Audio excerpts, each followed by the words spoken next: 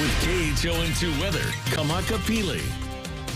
Starting with an update in our hurricane season, we have 3 disturbances in the eastern Pacific. Tropical disturbance 9E, what is now Hurricane Category 1 Hilda, and another disturbance behind that has an 80% chance of forming into a tropical depression, a cyclone. Now, as we look at Hilda, one thing that we do see is it's strengthening, but then starting to weaken as it approaches the Central Pacific. It is the Tropical Depression 9E that we do look, as of right now, crossing in towards the Central Pacific Basin. Stay tuned with KHON2 News. We'll keep you updated. For tonight, for tomorrow, the high threats is for the rain, the winds and the ocean conditions, including our jellyfish. Our winds are going to continue to be strong throughout the weekend and even to start off the new week. Small craft advisory for the state and a gale watch goes into effect tomorrow, both of that lasting till tomorrow evening at 6 o'clock. And in terms of our surf, our Nalu, we're having up to 6 footers on the east-facing shores, a slight bump with the stronger trade winds. And again, box jellyfish down on the south-facing shores, 2 to 4. Now, the trade winds are getting ramped up because we have this high-pressure system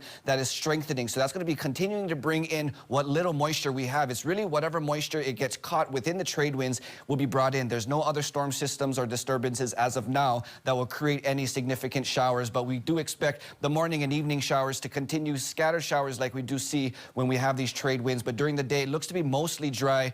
We haven't really had too much of that Kona showers during the afternoon, especially, of course, for situations like today that would be greatly helpful. But unfortunately, we don't have that. Taking a peek in through tomorrow, county by county, what it's going to be feeling like. 90 degrees mostly across most of the island chain as you see those wind speeds, especially for Hawaii Island, gusts almost reaching that 50-mile-per-hour mark, sustained winds around that 30-mile-per-hour mark, and that's not going to be playing any benefit or any help for that brush fire out in Waimea. Now, as we look in the days to come, we are going to have these breezy trade winds tomorrow, and that's going to be taking us into Monday, and that's really when the winds are going to start to taper down, but it's going to be at least sustained at 30 miles per hour. Starting Monday, that's going to taper down to more moderate conditions, taking us into the latter portion of the week. It's around the middle of the week where we have an upper-level disturbance that looks to be making its presence known around the islands that could be bringing back some showers across the entire island chain.